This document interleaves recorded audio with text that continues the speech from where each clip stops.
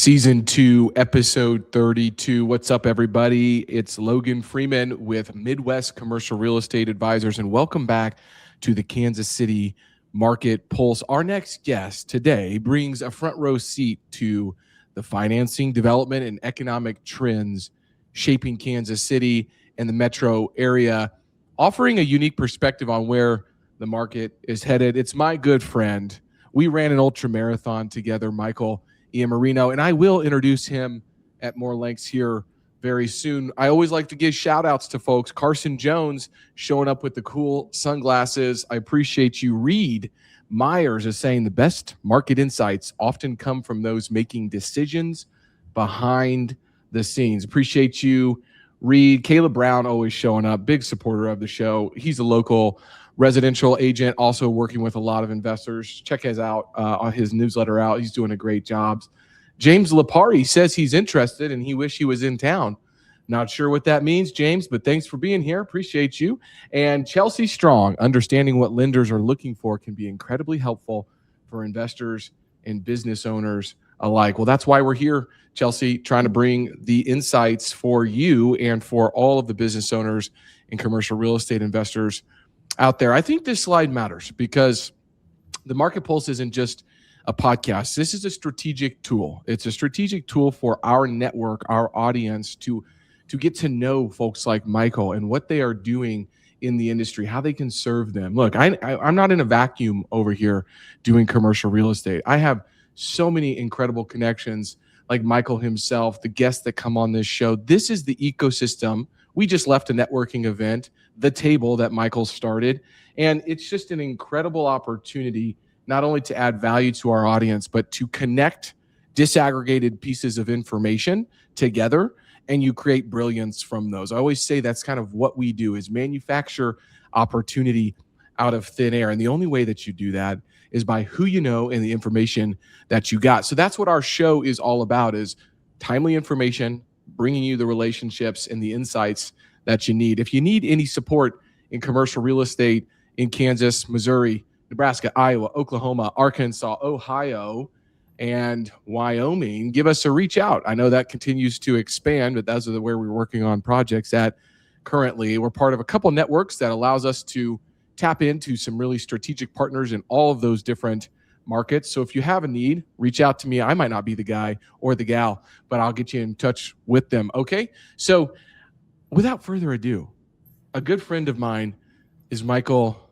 Iammarino, and he serves as a senior business banking relationship manager with U.S. Bank. He partners with business owners, investors, commercial real estate professionals throughout the region to provide strategic financing solutions that help businesses grow. And through his work, he's got a front row seat to the economic activity shaping our market, from commercial real estate to business expansion to lending trends and capital investment. And he's also very deeply involved in the Kansas City business community.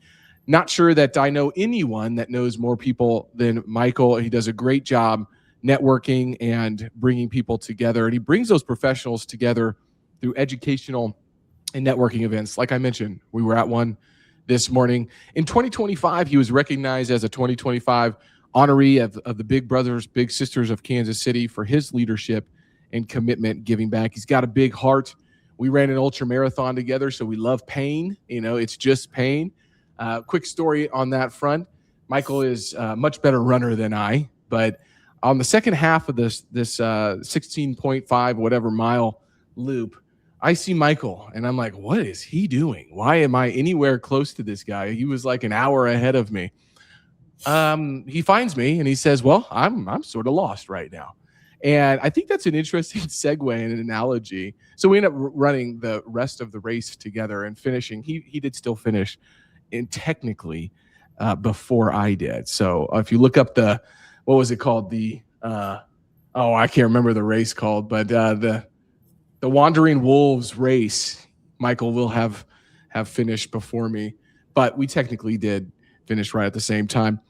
We're here. We're brothers. We try to help each other along the way. We meet up all of the time. Michael, welcome to the show.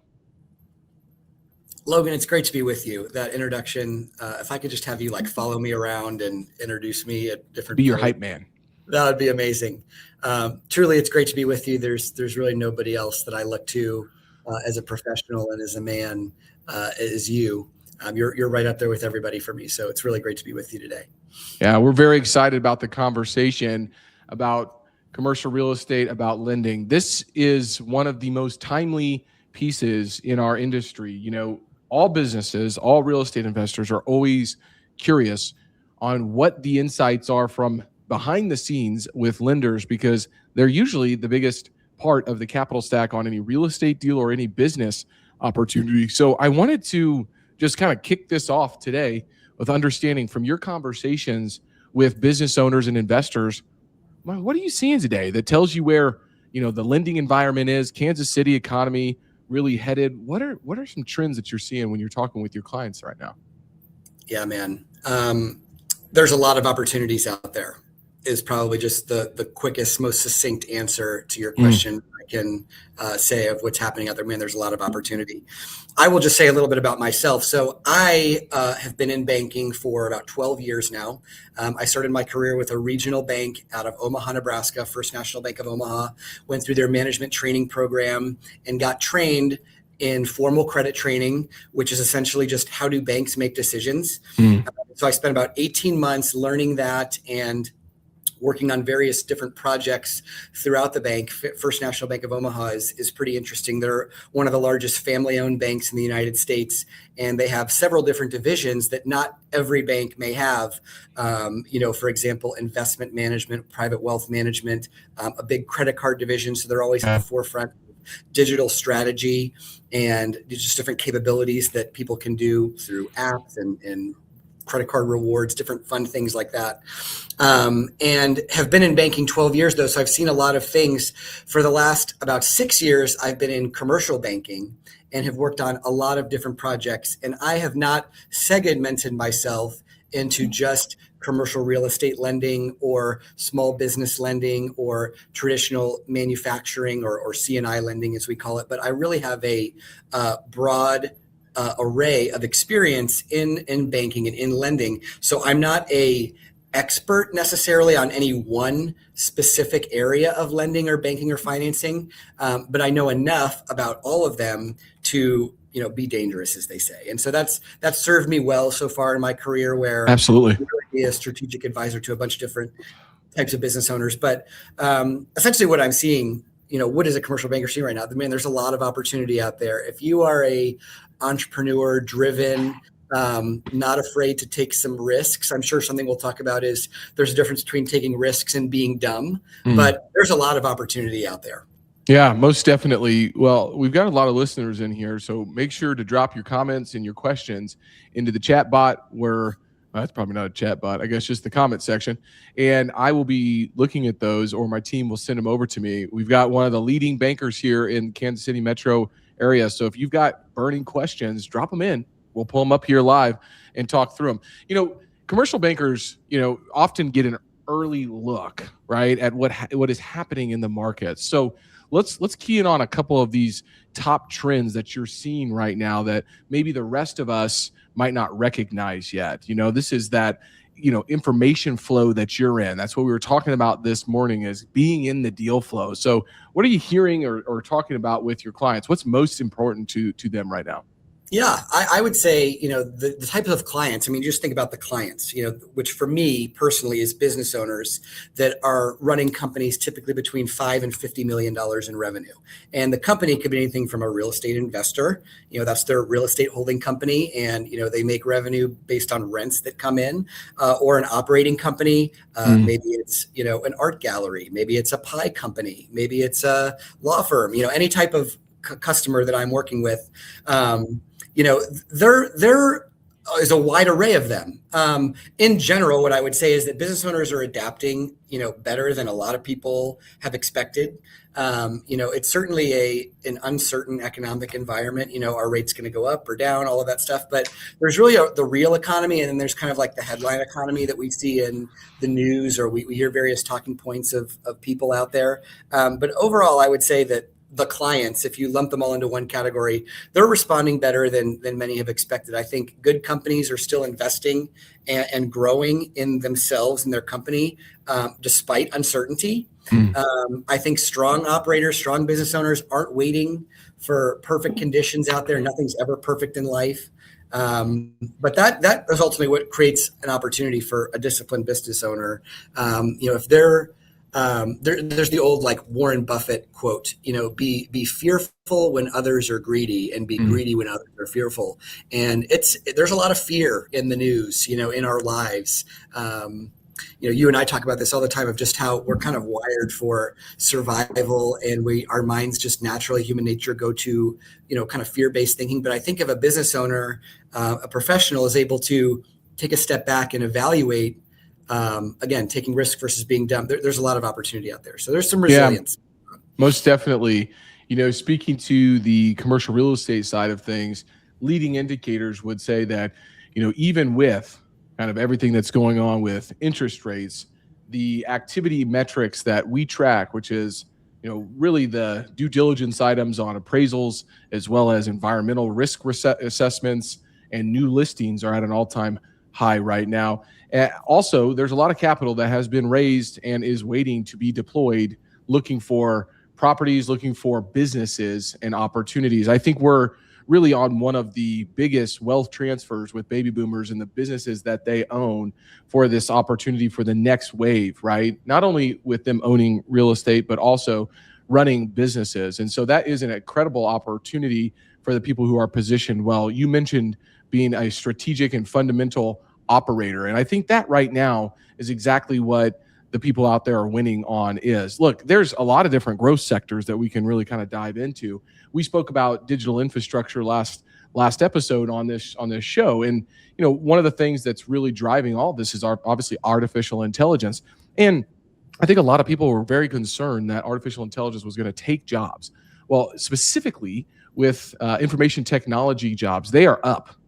Meaning the companies that are embracing artificial intelligence aren't cutting those roles. They're increasingly hiring them for those roles, right? Because so many of these businesses do not know exactly how to implement these types of resources and this new technology in there. So I think that, like you mentioned, there's two economies. There's the real economy, and then there's the financial, or what we'll say headline economy, and what's going to get clicks. And it's really important to bifurcate those and understand, what am I tracking on a regular basis? It's one of the reasons we put out the heat map every single month. We have 5 different metrics that we track for commercial real estate indices that says, hey, this is what you should be thinking about right now. Here's how it looks compared to last month. Here's what's changed. And we're trying to stay in the forefront of understanding all of those. One of those being, where's the 10-year treasury yield at, which has been jumping around quite a bit and is very important for us in commercial real estate. Well, let's get to that. I mean, commercial real estate's what we do. And I know you do business as well as commercial real estate and a lot of other components in the lending side. But, in regards to the lender's perspective here, where are commercial real estate sectors that are generating the most confidence right now, right? Like, this is a big component for whenever I have to help my clients find, a lender for their new acquisition or their new business.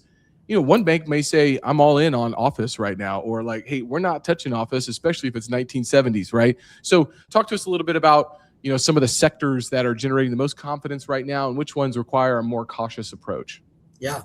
Let me say at the beginning too, to keep the lawyers happy, what I talk about today are the opinions of Michael Iammarino, not that of U.S. Bank or, the U.S. government or anything like that. But, I can't speak for U.S. Bank in terms of like what our credit appetite is. Logan, you and I have talked, there's 3,000 banks or so in the United States. There's 125 that operate in Kansas City. An investor, somebody looking to do a project, may hear 3 or 4 no's from banks and think, oh, this is a bad idea. Everyone's just telling me no. That's not necessarily true. It's just the banks that you've talked to, maybe their credit appetite isn't for the type of project that you're wanting to do. So U.S. Bank, for example, we're not going to lend right now for a business owner on residential real estate. We have a home mortgage division that can do some things for investors on residential real estate, but really 1 to 4 family homes. I am not going to be able to help that individual right now. The other thing I'm not going to be able to help an individual business owner on right now is investment office space. So if it's medical, there's a chance that I will be able to help, but investment office space is not a thing that U.S. Bank, for example, is very excited about. Things we are excited about: multifamily, residential, I should say owner occupied everything. We'll finance anything owner occupied. Absolutely. From the bank's perspective, there's skin in the game there. They're going to be living and working there often. But from an investment side, multifamily, we're 5 doors or more. We're happy to take a look at that. Retail, happy to take a look at that. If there's office space in the retail, strip center or whatever it is, not a deal breaker. It's kind of just dependent on what do the rest of the tenants look like. What's the breakdown? What are the cash flows of the rents and so forth? Office, again, if it's medical, that is something that we can take a look at. But if it's just, as we've talked about, so that's definitely U.S. Bank's excited about right now. Absolutely. Well, we've got a big question here. You can't even get it up all on the screen here from Stephen Cutsale. So, Stephen, thanks for being here. We're going to try to unpack this a little bit because I think there's multiple questions here. Let's start with the first one, which is from your perspective as a commercial banker. When do you think the United States will experience a significant correction in CRE and privately held businesses? Let's pause there. We'll take that one first and give your opinion on that. And I'll definitely opine on this as well. Yeah, really interesting. Our CEO, Gunjan Kita, started as the CEO at U.S. Bank about the same time I started at U.S. Bank. So I like to think that we're kind of connected. But she's very big on hybrid work. Jamie Dimon, JP Morgan, is very big on return to office. You hear this sort of stuff a lot. I actually don't think we're going to see a big correction, just to answer the question directly. But the reason that Jamie Dimon says things like that is because he has millions and billions of dollars of commercial real estate on his portfolio. And if nobody is in those buildings, that asset value goes way down significantly. Yeah. So there's a lot of reasons why people say certain things. I actually don't think we're going to see a significant correction in commercial real estate as to where to say there's just too much to lose from everybody to really have that happen. If it happens, it would take a geopolitical event, something that just we don't really see coming, in my opinion. Yeah.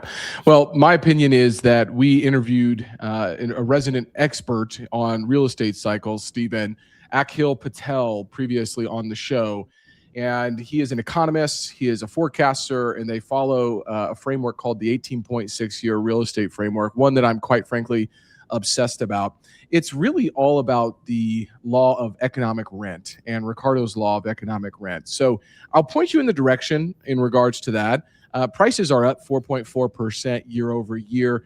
They've been pretty static month over month. However, when we get to your second question here, which is additionally, hold on one second. What indicators are we watching that would signal it's becoming a buyer's market?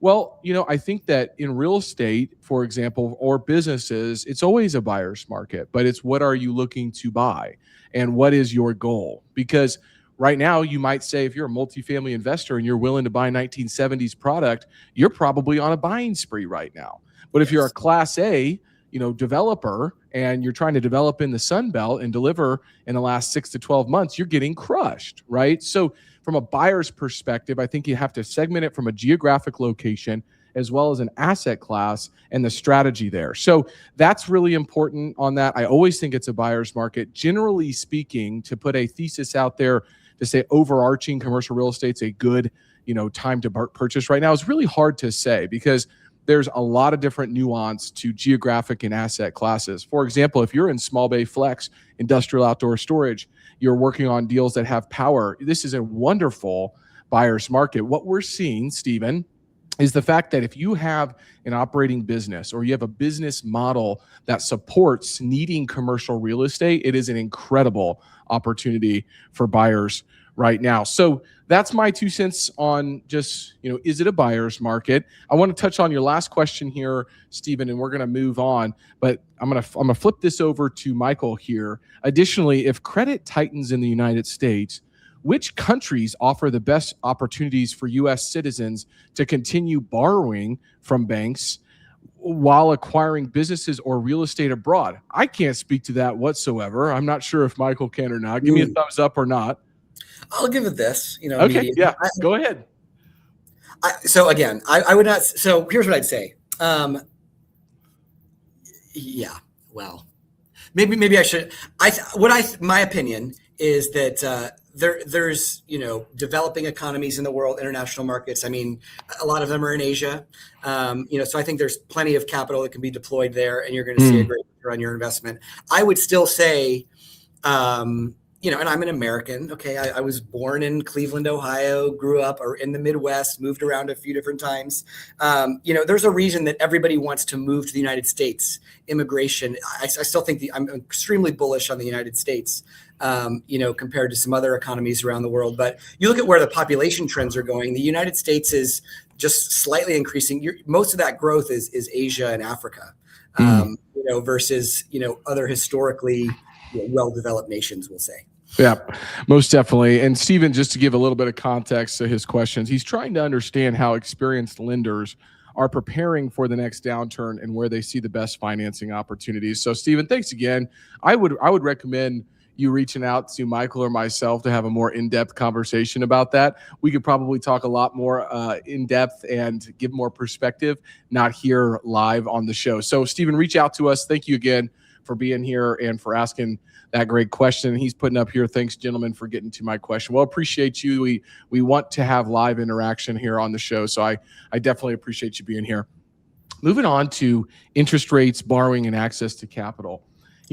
One thing that I think investors miss oftentimes in commercial real estate and as a business owner is there's a difference between cap rates and capital flows. Okay, so there is a correlation in some regards in history, so you can go back and read that. Dr. Peter Linneman and Matt Alvarez put out a great report on that, so definitely go check that out, the correlation between those. But interest rates have absolutely dominated the conversation for the last few years. I mean, we've been up and we've been down. Well, not really down, but we've been kind of up, right?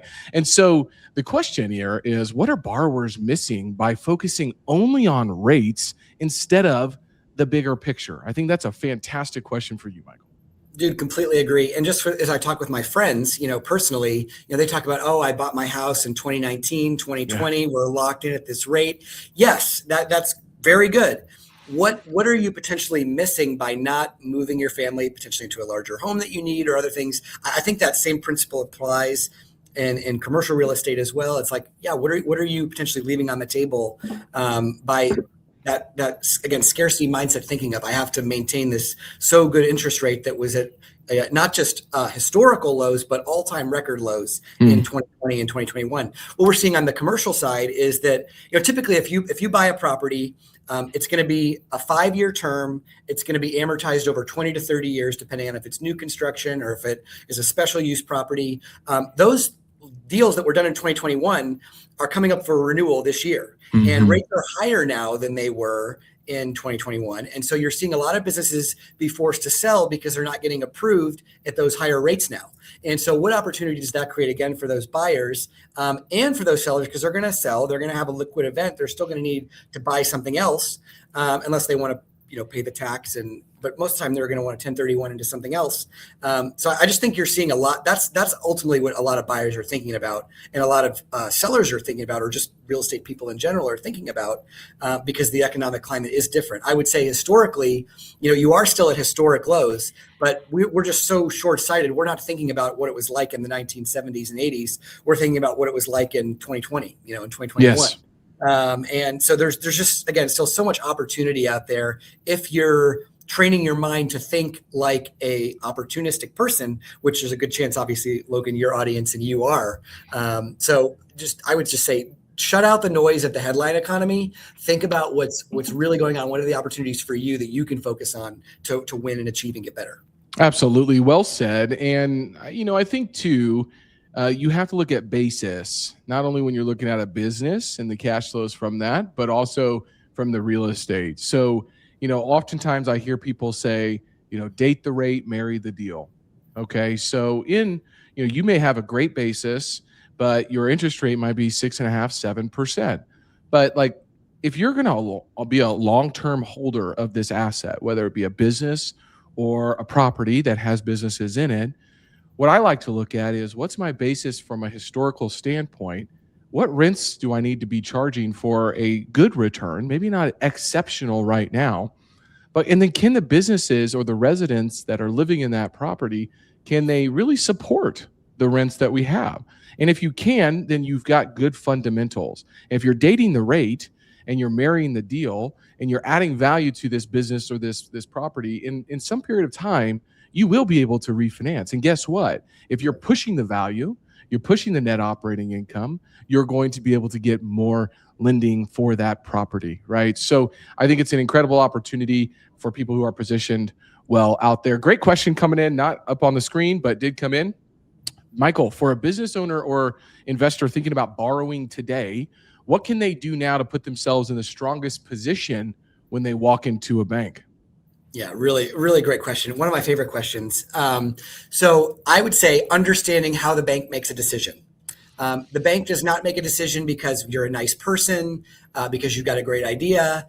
Banks ultimately are in the money-making business, and banks are a business, and so they want to make a good deal. And so just you, borrower, business owner, should know that you want the bank to believe in you, and they're going to do that if they see your vision and you know kind of how they're going to evaluate and make their decision. A mistake I see a lot of business owners make is they think, okay, I've got an asset here, a property, a piece of equipment. There's value in that collateral. It's true, there is. The bank is primarily not concerned with the value of that collateral, though. That is the backstop if the loan cannot be repaid.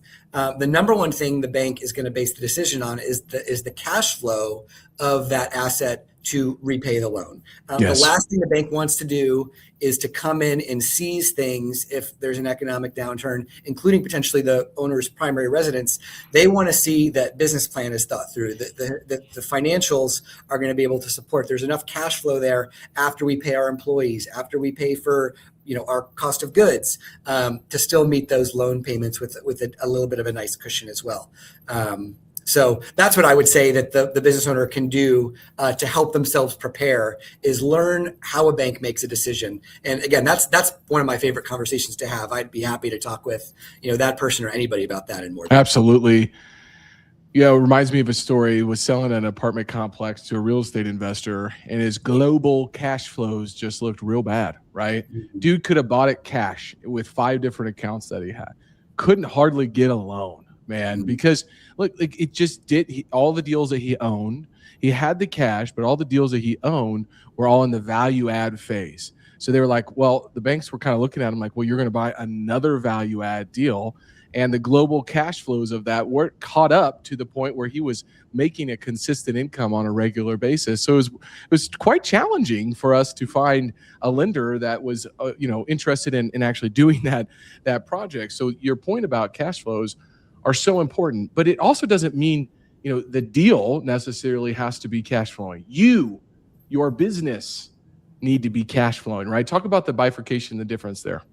Totally. I mean, if for example, that situation you described to me, if that person was worth $100 million, we would probably do that deal. Okay. Yeah. Because there's plenty of other risk mitigation things going on. But if it's a first or second time investor who, has some good ideas, and maybe they can hire a property management company, a contractor to start to get that asset cash flowing, that's not a deal that the bank's going to do. So this is why people are frustrated with banks, because the answer is always, it depends. Mm-hmm. It depends on, several things. We can do a trailing 3 months or pro forma basis. If there's a really good story, if there's a really good track record, if we can show that, maybe, the insurance premiums are going to come down, $10,000 a month because they've started to shop it around, and that makes the deal cash flow. That's something that can be looked at on a pro forma basis. But, we're not going to begin the conversation by saying that. So we just have to really, it just depends on some of the situations and circumstances throughout the deal. But does that answer your question, speaking to just cash flows and, understanding how, a bank can make a decision sometimes, and it maybe use one thing depending on one situation and another thing depending on another situation, even if on paper they're the same deal? Absolutely. Yeah, 100%. And I got a question for you that I wrote out, actually. You're big on relationships, and those matter in banking. So how can business owners build those relationships before they actually need financing, right? Like, hey, they're thinking, and we've got up on the screen here, preparing for growth, right? We just had a discussion with Dan earlier today of like, hey, I don't have time to necessarily do all the things I know I should be doing, right? So when does this relationship part really get started? If you're talking with a business owner and they're probably thinking out 6-12 months out, but they're operating their business, like, man, we're on this big growth trajectory. How do they actually start building those relationships before they need this financing and this relationship part? Absolutely. And shout out to Dan Weil. If you're a company owner and you are 10 to 100 million in revenue and, find some disconnects between what got you here versus where you want to go, Dan Weil is an incredible resource, fractional chief operating officer. I would say, Logan, everything that I said previously, the last several questions, is all about how the financials really matter. And it's kind of cut and dry about how banks make decisions. What has surprised me most about this job and my work is that how much it is dependent on relationships. If I know you, if I know your story, if I believe in you, that still carries a lot of weight to underwriter. My underwriter is not meeting with you. They're not meeting with the business owner, seeing their hustle. That's my job. And so it really is important to develop these relationships. And the adage is true too. The best time to talk to a bank is when you don't need them. And sometimes people are scared to talk to the bank because maybe they're not ready.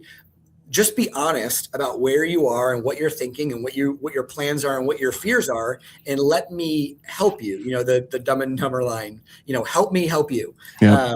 Just like because it is relationship driven. We're all just people at the end of the day, and we're trying to feed our families and meet our goals. And so I think honesty and transparency and all that goes a long way. So just come talk to us. And if you're not ready today, we will help you get ready in 3, 6, 9. 18 months, however long it'll take if you're willing to go on that journey. Awesome. Fantastic. Well, let's talk a little bit about Kansas City. It's been fun living here for the last, 12 years now and seeing the opportunities that continue to arise and the growth and the World Cup and the Chiefs and all the fun things. But, those are the headlines. And we are a part of a community here that really keeps America moving, and we have manufacturing, we have a top industrial market, we have rail, we have a lot of access to land, and we're pretty business friendly. So looking ahead over the next 12 to 18 months, when you're speaking to business owners, what gives you confidence in the Kansas City's economy, and where do you see some of the bigger opportunities that are coming up in the area? Absolutely. Obviously data centers are huge right now.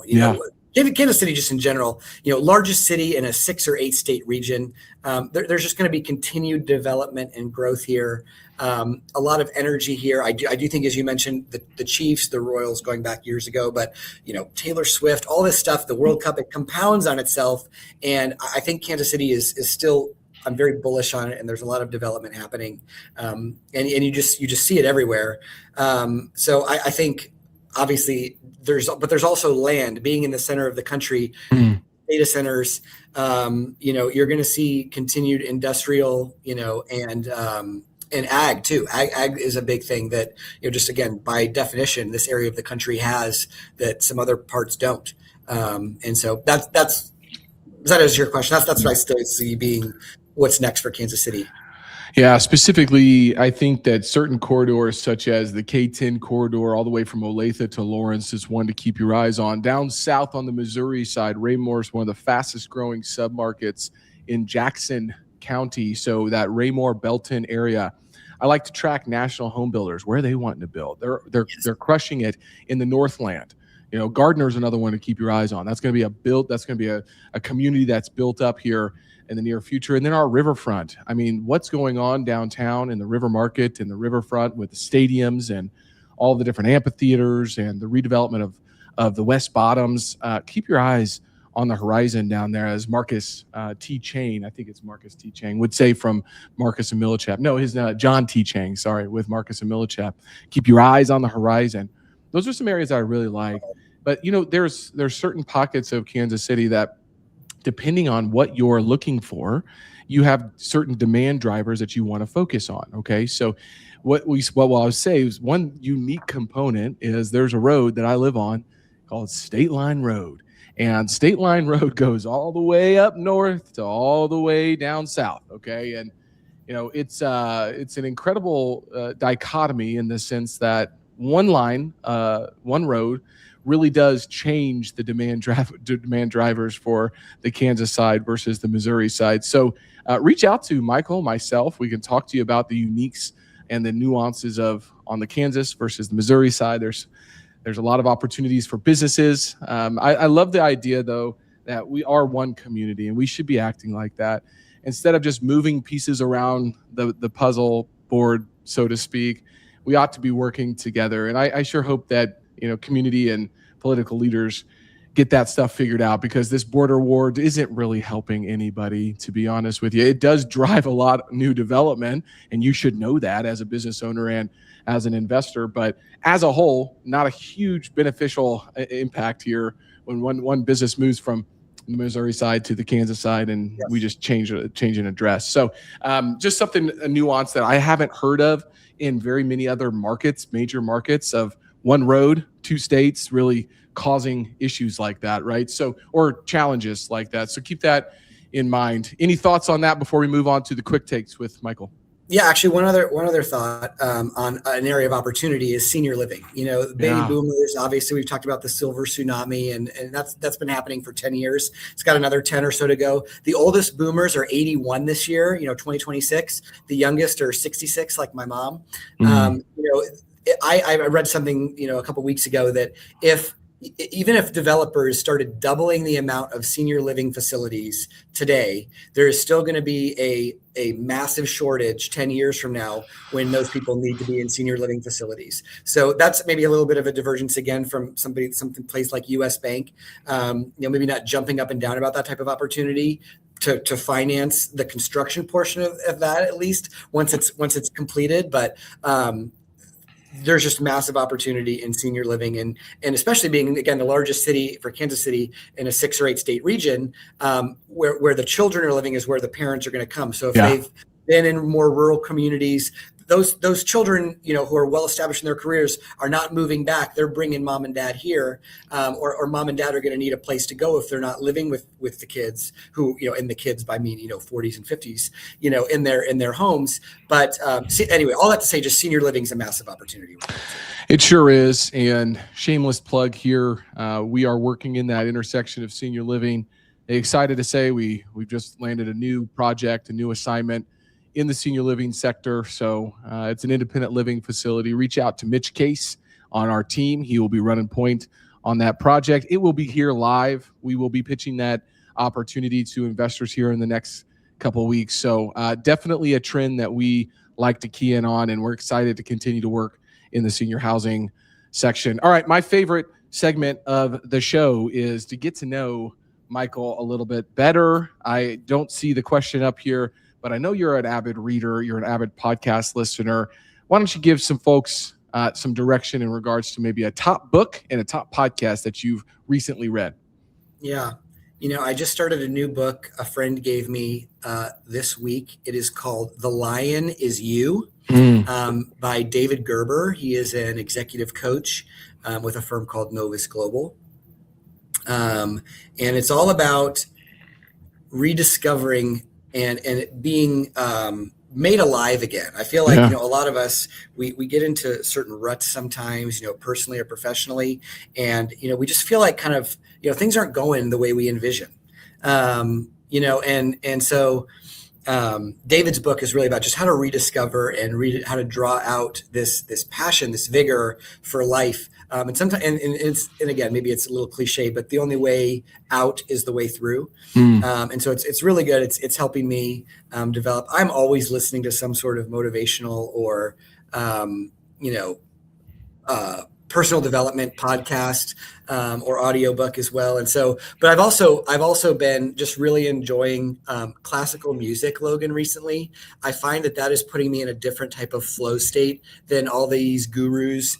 And I'm able to really tap into something if I'm just listening to this music that's been around for hundreds, in some cases, many hundreds of years, that I'm actually not getting. But so that's kind of what are some things that I'm doing right now. What a dichotomy.